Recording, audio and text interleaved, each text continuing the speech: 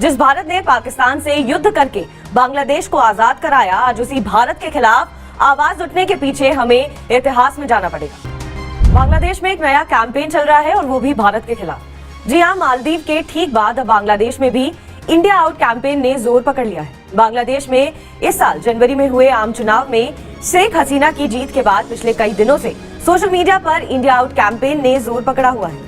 ये कैंपेन मालदीव में शुरू हुआ, लेकिन बांग्लादेश में कुछ लोग, खासकर अपोजिशन पार्टी यानी बीएनपी ने भी इसे अपना लिया। अस्सलामुअलैकुम दोस्तों, भारत का गोदी मीडिया अगर साइड पर रख ले और हकीकत देखें तो भारत के इतने बुरे हालात हो चुके हैं कि कोई भी हमसाया इसके साथ सही तरह से नहीं बर्ताव कर रहा। आप देख लें कि मालदीव में इन्होंने अपनी फौजें भेजकर मालदीव पर नाजायज कब्जा करने की कोशिश की। वहाँ पर मोहम्मद मोइजू की सरकार आई और दोस्तों आज वहाँ से ये बोरिया बिस्तर बांध कर भाग रहे हैं। यहाँ तक के मोहम्मद मोइजू की सरकार ने ये कहा है कि इंडियन आर्मी को इजाजत है वो यहाँ से भाग जाए, लेकिन जो हेलीकॉप्टर वो लेके आए थे वो हेलीकॉप्टर हमारे ही हैं, वो छोड़कर भाग जाए। तो यहाँ पर ये हालात हो गए थे इंडियन आर्मी के, यानी कपड़ा और जूते सब कुछ छोड़कर वहाँ से ये भागे हैं। और ये बड़ी पाकिस्तान और चीन की बहुत बड़ी जीत थी कि यहाँ से इंडिया का सफाया हो गया मालदीव से। अब बांग्लादेश से भी इंडिया का सफाया हो रहा है। जनवरी में होने वाले इलेक्शन में शेख हसीना फिर से सरकार में जीत कर आई है और आपको पता है कि वो भारत की बहुत बड़ी कठपुतली है। ये नाजायज औरत हमेशा भारत को ही सपोर्ट करती है और दोस्तों मुसलमानों के खिलाफ हमेशा इसका कदम आगे रहा है, जबकि पाकिस्तान के साथ इसकी बहुत ज्यादा नफरत है। इसलिए वहाँ पर अब जो बीएनपी बांग्लादेश नेशनल पार्टी है उसने ये मांग करना शुरू कर दी है कि ये जो इलेक्शन हुए हैं ये धांधली ज़्यादा हुए हैं और इंडिया ने यहाँ पर सिस्टम हैक करके बांग्लादेश में शेख हसीना को जितवाया है। अब बीएनपी ये मांग कर रही है कि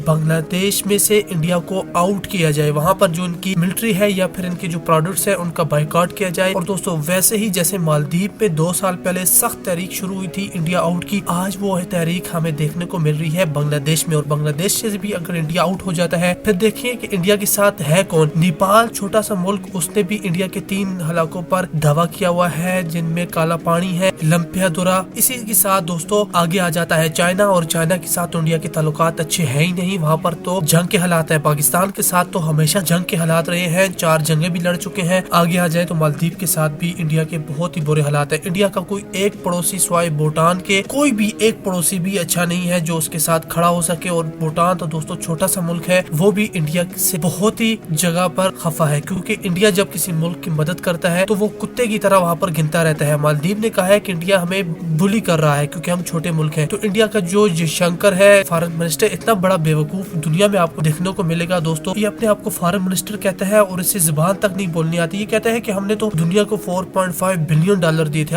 इनसे कोई पूछे कि आपने कब दिए थे, किस मुल्क को दिए थे? आपने तो कभी किसी मुल्क को 1 रुपया नहीं दिया। अगर इंडिया टुडे और हिंदुस्तान टाइम्स की रिपोर्ट देखी जाए तो दुनिया में सबसे बड़ा भिखारी मुल्क इंडिया है। सबसे ज्यादा अमदाद अमेरिका से इंडिया लेता है। Military aid, medical aid, bread aid, हर तरह की एड तो आप लेते हैं दुनिया से, और आप दुनिया के सबसे बड़े भिखारी हैं। और कहते हैं कि हमने कोविड में लोगों की मदद की, ये किया वो किया। ये सब झूठ है। और जयशंकर जो अपने आप को दोस्तों फॉरेन मिनिस्टर कहता है उस पर थू है, क्योंकि दुनिया में इससे ज्यादा मजाहिया बंदा हमने नहीं देखा जो ऐसी बातें करे जो छोटे लोग करते हैं, जो नीच लोग करते हैं। और ये इतनी बड़ी पोस्ट पर बैठकर मालदीव को कह रहा है कि हम बुली नहीं है, हम क्योंकि बुली अगर होते तो हम 4 या $5 बिलियन की अमदाद न करते। तो दोस्तों आगे भी आपको सुनाते हैं बांग्लादेश ने इनके क्या हवा टाइट की है, वो आगे सुने। लेकिन वीडियो को लाइक करने के साथ साथ चैनल को जरूर सब्सक्राइब कीजिएगा। अल्लाह हाफिज। बीएनपी ने लंबे समय तक देश पर शासन किया, लेकिन 2009 में बांग्लादेश के सत्ता की कमान बीएनपी के हाथ से निकल गई और तब से उसकी गिरावट का दौर जारी है। बीएनपी ने 2014 में चुनावों का बहिष्कार किया और 2019 में उन्होंने सिर्फ 5 सीटें जीती। अब सत्ता में वापस आने के लिए जद्दोजहद कर रही है।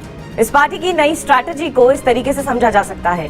हाल ही में शेख हसीना की पार्टी ने बांग्लादेश में चुनाव जीता है और इसके बाद से ही वहां पर इंडिया आउट कैंपेन को तेजी से चलाया जा रहा है। इंडिया आउट अभियान में भारत और बांग्लादेश की दोस्ती को टारगेट किया जा रहा है। अभियान में बांग्लादेश के लोगों को भारत के खिलाफ भड़काने के लिए प्रोपेगेंडा फैलाया जा रहा है। कहा जा रहा है कि चीन के समर्थन में नैरेटिव बनाने के लिए ऑर्गेनाइज्ड ग्रुप में काम हो रहा है।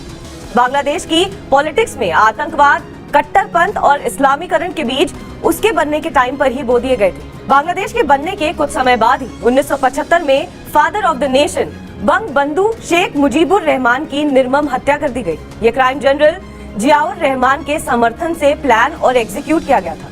जियाउर रहमान ने बांग्लादेश नेशनलिस्ट पार्टी का निर्माण किया, जो बांग्लादेश के प्रेसिडेंट भी बने। जनरल जिया के समय में freedom fighters and secular forces पर बहुत हमले हुए। सूत्रों के मुताबिक बीएनपी के बहुत से लोगों ने पाकिस्तान के साथ मिलकर 1971 के युद्ध में मानवता के खिलाफ बहुत से अपराध किए थे। ये बात इंटरनेशनल कम्युनिटी के आगे तब आई जब जनरल जिया के डायरेक्ट अपॉइंट्स मार्शल मोहम्मद गुलाम तबाब ने पॉलिटिकल रैली में बांग्लादेश को एक सेक्युलर स्टेट से एक इस्लामिक स्टेट में तब्दील करने की बात कही। दिसंबर 1990 में बांग्लादेश में जनरल हुसैन मोहम्मद इरशाद की मिलिट्री रेजिम का अंत हुआ। ये वो दौर था जिसके बाद बांग्लादेश में एक सिविलियन रूल की शुरुआत हुई। साल 2008 में बांग्लादेश में एक बार फिर से आम चुनाव हुए और इसमें अवामी लीग को बड़ी जीत हासिल हुई और ये बांग्लादेश में एक non partition neutral caretaker government के नेतृत्व में होने वाले आखिरी फ्री एंड फेयर इलेक्शन बन गए। साल 2014 के जनरल इलेक्शन का बीएनपी ने बॉयकॉट किया, लेकिन इन चुनाव में अवामी लोग और उनके पार्टनर्स बहुत ही भारी बहुमत से पावर में आ गए। बांग्लादेश नेशनल पार्टी आज इंडिया आउट कैंपेन चला रही है। उनका कहना है कि भारत ने शेख हसीना की सरकार को इलीगल मीम्स के जरिए इलेक्शन जीतने में मदद की है और इसलिए वो सभी इंडियन प्रोडक्ट्स को बॉयकॉट करने की डिमांड कर रहे हैं। ये इंडिया आउट कैंपेन खासतौर से सोशल मीडिया प्लेटफॉर्म पर चलाया जा रहा है। 50,000 से अधिक फॉलोअर्स वाले मीडिया चैनल्स इंडियन प्रोडक्ट्स को बॉयकॉट करने के लिए #IndiaOut जैसे हैशटैग का इस्तेमाल कर रहे हैं। दरअसल पूरा कैंपेन घोषित आतंकी तारिक रहमान के समर्थन से किया जा रहा है, जो बीएनपी का एक्टिंग चेयरमैन होने के साथ साथ ही पूर्व लीडर जियाउर रहमान एंड खालिदा जिया का बेटा है और लंदन में बैठकर इस